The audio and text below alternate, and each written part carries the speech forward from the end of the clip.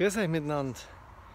Ich möchte euch heute aus meinem Buch Zwischenzeit, das war mein zweiter Gedichtband und der ist 2008 rausgekommen, gibt da immer noch Exemplare auf wolfgang-hofer.de, einen Text lesen, der passt so gut in diese aufgeregte Zeit.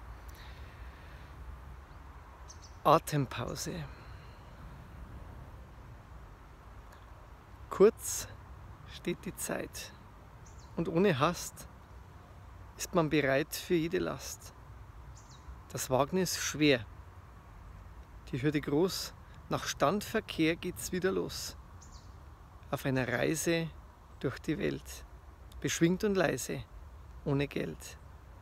Mit etwas Glück und einem Schutz kommt man zurück, ganz ohne Schmutz. Hat viel gesehen und erlebt, viel ist geschehen, Wort erlebt. Dann tickt sie weiter, unsere Zeit. Dann hat man heiter Zeit für Zeit.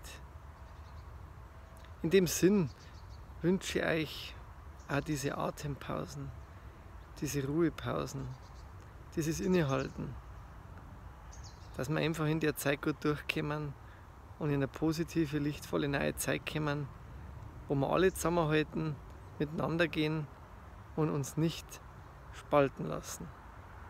Pfiat euch.